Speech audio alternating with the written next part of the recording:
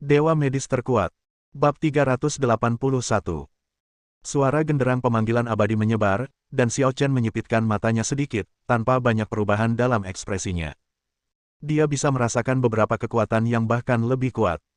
Mereka semua berlari dengan kecepatan paling tinggi. Kekuatan-kekuatan itu adalah kekuatan yang melampaui alam dewa, kekuatan yang hanya dimiliki oleh para master di tingkat alam dewa super. Mereka sangat cepat, dan mereka tiba hampir seketika ketika suara genderang pemanggilan abadi terdengar. Ketika kekuatan seseorang mencapai tingkat ini, ia tidak lagi terikat oleh hukum bumi dan dapat terbang dengan kecepatan ribuan mil dalam sekejap. Seberkas cahaya jatuh lurus ke bawah, dan di atas rumah keluarga Lu, seorang pria yang memancarkan cahaya keemasan muncul entah dari mana. Dia mengenakan aksesori rambut unik, yang memberinya kesan kuno, tetapi aura yang dipancarkannya jauh melampaui siapapun yang hadir. Bahkan para master tingkat dewa yang bertarung di langit pun tak kuasa menahan diri untuk tidak gemetar saat ini. Mengerikan. Menakutkan sekali. Inilah master sesungguhnya di Istana Abadi. Para penguasa alam dewa terdahulu tidak lebih dari anak-anak pemula yang baru saja mempelajari seni di depan mereka. Cahaya ilahi itu berangsur-angsur memudar, menampakkan seorang pria parubaya dengan tangan di belakang punggungnya, mengenakan pakaian mewah. Matanya dingin dan sombong, seperti sepasang bintang, dan dia memandang semua orang yang hadir dengan sikap merendahkan. Semua orang di keluarga Lu terus bersujud satu sama lain. Istana Abadi Senior, keluarga Lu saya dibantai hari ini. Saya ingin meminta para senior untuk membantu kami. Keluarga Lu saya akan berterima kasih. Apa? Pihak lain berteriak pelan, dan nadanya dipenuhi dengan niat membunuh yang ganas. Keluarga Lu adalah juru bicara bagi banyak istana abadiku di dunia fana. Siapa yang berani memperlakukan mereka seperti ini? Apakah mereka sudah bosan hidup? Senior, itu dia. Dialah yang membunuh anggota keluarga Lu kita dan akan menghancurkan garis keturunan langsung keluarga Lu kita. Tuan Tua Lu, dengan amarah yang membara dan kebencian yang teramat dalam, menunjuk langsung ke arah Xiao Chen di kejauhan. Ekspresinya sangat ganas, seakan-akan dia ingin memakan Xiao Chen hidup-hidup, mencabik-cabik tulangnya, mengupas kulitnya, dan meremukkan tulangnya hidup-hidup. Tuan setengah baya itu melirik Xiao Chen dan tidak bisa menahan diri untuk tidak mendengus. Beraninya seorang junior sepertimu bersikap sombong. Tahukah kau bahwa tidak menghormati keluarga Lu sama saja dengan tidak menghormati istana abadi milikku? Dan tidak menghormati istana abadi milikku adalah kejahatan berat. Nak, sebutkan namamu. Aku tidak akan membunuh tikus tanpa nama. Xiao Chen melirik dengan acuh tak acuh. Kamu tidak memenuhi syarat untuk mengetahui namaku. Hanya beberapa kata sederhana membuat suasana menjadi lebih tegang. Adapun orang-orang di keluarga Lu, bibir mereka sedikit melengkung, dan mereka sangat bangga dalam hati mereka. Dasar bodoh, ini tidak seperti antek-antek Asgardian lainnya. Ini adalah penguasa Asgardian sejati. Keberadaan yang luar biasa. Beraninya kau meremehkannya. Mati kau. Xiao Chen, aku membiarkanmu bersikap sombong. Kali ini, seniormu marah besar. Apakah kau bisa menahan amarahnya? Sepertinya kau ditakdirkan untuk mati. Kau pantas mendapatkannya. Kau telah menyinggung keluarga Luku. Pihak lain menyipitkan matanya sedikit, lalu mencibir dan berkata, dasar bocah sombong. Sepertinya bakatmu membuatmu pusing. Jangan berpikir bahwa kamu bisa melakukan apapun yang kamu inginkan hanya karena kamu memiliki sedikit kekuatan. Kamu harus tahu bahwa di dunia ini, selalu ada orang yang lebih baik darimu, dan selalu ada hal yang lebih baik darimu. Setelah terdiam sejenak, dia menggelengkan kepalanya sedikit. Lupakan saja, kenapa aku harus bicara dengan pemuda sepertimu? Aku bisa saja mengantarmu pergi. Ingat ini di kehidupanmu selanjutnya, jangan terlalu sombong. Begitu dia selesai bicara, pihak lain menjentikkan jarinya dan cahaya suci, seperti kilat, datang dalam sekejap dan langsung menuju ke wajah Xiao Chen. Ledakan. Seberkas cahaya menyambar, dan sesaat kemudian, bumi bergetar hebat. Kemudian, asap dan awan mengepul, dan gelombang kejut menyapu seluruh dunia, merobek permukaan tanah dan menciptakan lubang besar. Kekuatan jurus ini tak kalah hebat dibanding jurus yang dilancarkan puluhan pendekar alam dewa bersama-sama sebelumnya. Kekuatannya tidak hanya dalam hal efektivitas tempur. Itu dipasang dalam jarak tertentu dan dapat langsung menghancurkan penghalang ruang dalam jarak itu, memungkinkan penghalang ruang itu menelan Xiao Chen. Orang-orang di sekitar tidak perlu khawatir akan terkena dampaknya. Pakaian dan rambut mereka hanya akan berantakan karena hembusan angin yang sepoi-sepoi. Tetapi gaya bertarung ini telah mencapai tingkat sensasional. Lelaki tua dari keluarga Lu itu, tak peduli rambutnya acak-acakan oleh angin, tetap mengangkat tangannya dan bersorak. Ah, bagus, bagus, hebat. Hahaha, bajingan kecil itu akhirnya terbunuh. Hahaha, dia pantas mendapatkannya, ini adalah takdir dan harga karena memprovokasi keluarga Lu kita. Lukiran juga mengepalkan tinjunya, dengan ekspresi sangat bangga di wajahnya.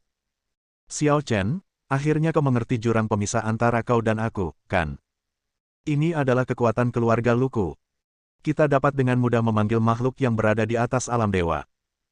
Ini adalah eksistensi yang tidak akan pernah bisa kau bandingkan seumur hidupmu. Setelah kau mati, aku pasti akan menyiksa semua kerabat dan temanmu, termasuk si Jalang Liu Yunxuan, sampai mati, tidak akan ada yang hidup. Sun Xiangyi juga tampak sangat senang. Dia membenci Xiao Chen sampai ke akar-akarnya. Sekarang, melihat Xiao Chen dibunuh oleh seorang master dari Istana Abadi, sungguh memuaskan. Xiao Chen, ini harga yang kau bayar karena telah menyakitiku. Kau berubah menjadi abu tanpa meninggalkan jejak. Kau pantas mendapatkannya. Sebelumnya, banyak penguasa alam dewa yang berhasil selamat dari tangan Xiao Chen tidak dapat menahan diri untuk menelan ludah mereka dengan susah payah. Sangat kuat. Terlalu kuat. Apakah ini kekuatan alam dewa super? Lawannya memang seorang penguasa alam dewa super. Kami bertarung cukup lama tetapi tidak dapat membunuh orang ini, tetapi dia membunuhnya dalam satu gerakan. Di atas langit, pria parubaya itu berdiri dengan tangan di belakang punggungnya, tanpa ekspresi. Semua orang di keluarga Lu mengucapkan terima kasih padanya satu demi satu. Terima kasih, senior, karena telah menyelamatkan hidupku. Pria parubaya itu melambaikan tangannya sedikit. Tidak perlu bersikap sopan. Membunuhnya adalah hal yang mudah bagiku. Aku terlalu malas untuk mengambil tindakan terhadap sampah seperti dia. Tapi dia sangat ahli dalam hal itu. Jika aku tidak mengambil tindakan, tidak ada orang lain yang bisa mengalahkannya. Senior, Anda terlalu rendah hati. Saya mendengar bahwa meskipun hanya ada satu alam utama antara alam dewa dan alam dewa super, ada perbedaan besar di antara keduanya. Setelah melihatnya hari ini, itu memang luar biasa. Keluarga Lu saya akan menyiapkan anggur dan makanan nanti. Senior, tolong beri saya kehormatan untuk makan malam bersama keluarga Lu saya. Pria parubaya itu tersenyum tenang. Mudah saja untuk mengatakannya. Kebetulan saja aku sedikit lelah, jadi aku ingin minum segelas anggur pernikahan. Namun, saat dia baru saja selesai bicara, suara lain tiba-tiba terdengar di telinganya. Bab 382. Jangan minum anggur pernikahan. Sup Mengpo sangat cocok untukmu.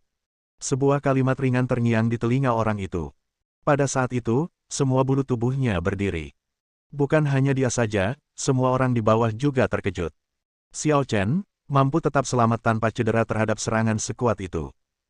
Bukankah ini terlalu palsu? Kamu tidak mati. Tuan setengah baya itu tiba-tiba terkejut. Begitu dia menoleh, dia bertemu dengan tatapan mata Xiao Chen yang dingin dan kejam. Tidak bagus. Saat tatapan matanya bertemu dengan Xiao Chen, dia merasakan firasat buruk, seakan-akan sekujur tubuhnya tengah ditatap oleh seekor binatang buas kuno. Jadi, pada saat itu, ia punya ide, melarikan diri. Benar, lari saja sejauh mungkin. Kamu harus menjaga jarak dari Xiao Chen. Apapun yang ingin dilakukannya, dia mencoba melarikan diri dari pengepungan Xiao Chen secepat mungkin. Namun, yang tidak disangkanya adalah kecepatan Xiao Chen lebih cepat darinya. Hampir pada saat dia mencoba melarikan diri, tangan besar Xiao Chen langsung mencekik lehernya. Oh. Dewa yang sangat kuat itu ketakutan dan terus berjuang, tetapi sama sekali tidak mampu melepaskan diri dari tangan besar Xiao Chen. Wajahnya memerah, matanya penuh ketakutan, dan dia hampir mengompol. Sebagai seorang guru di alam super ilahi, apa yang belum ia lihat sepanjang hidupnya. Tetapi dia tidak pernah membayangkan bahwa suatu hari dia akan menjumpai hal seperti itu. Pria muda ini, dia sama sekali bukan manusia. Di tengah tatapan matanya yang putus asa dan memohon, ekspresi Xiao Chen tetap sedingin es dari awal hingga akhir. Kemudian, dia menangkupkan kedua telapak tangannya dan memutar leher lelaki itu hidup-hidup di tempat. Setelah mendengar suara krek yang keras itu, semua orang yang hadir menjadi ketakutan. Semua mata menatap mayat itu dengan anggota tubuhnya yang tergantung di langit. Seseorang yang kuat pada tingkat pertama alam dewa super. Tanpa diduga, dia malah diinjak sampai mati oleh Xiao Chen. Ya Tuhan, Orang itu adalah orang yang sangat kuat. Siapakah orang yang kuat di alam Dewa Super? Itu adalah eksistensi yang kekuatannya dapat dengan mudah mengalahkan dewa-dewa yang kuat itu. Hanya dengan satu tamparan, dia dapat membunuh beberapa dewa yang kuat. Tetapi meski begitu, di hadapan Xiao Chen, dia masih sangat rentan. Kesenjangan kekuatan ini terlalu besar, bukan? Tiba-tiba, jantung semua orang mulai berdetak kencang. Dari awal semua orang meremehkan Xiao Chen, lalu merasa iba, lalu terkejut, dan kini semua orang benar-benar mengaguminya. Orang ini, kekuatannya, memang patut dihormati. Kekuatannya telah melampaui imajinasi semua orang, dan kekuatannya telah melampaui keberadaan dunia ini. Tanpa menghiraukan keterkejutan semua orang, Xiao Chen melemparkan mayat pria super kuat itu ke tanah bagaikan ikan asin, dan menghancurkannya menjadi tumpukan daging busuk. Dan dia sendiri perlahan terbang ke sisi Lukiran. Momen ini, Lukiran begitu ketakutan hingga selangkangannya basah. Semua orang di keluarga Lu begitu ketakutan hingga wajah mereka menjadi sepucat lilin.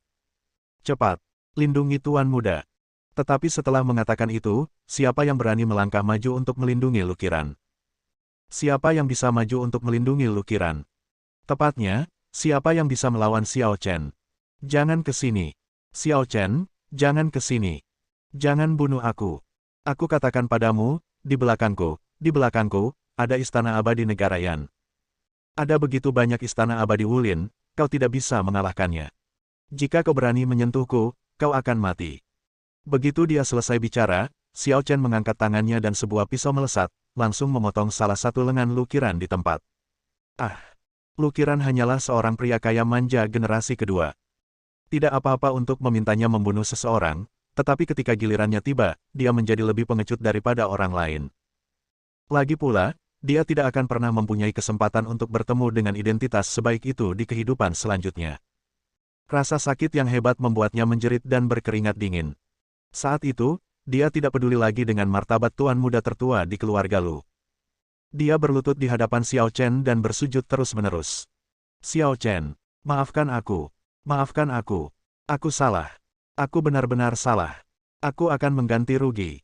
Keluarga Lu kami sangat kaya, aku akan memberikan apapun yang kau inginkan, ampuni nyawaku.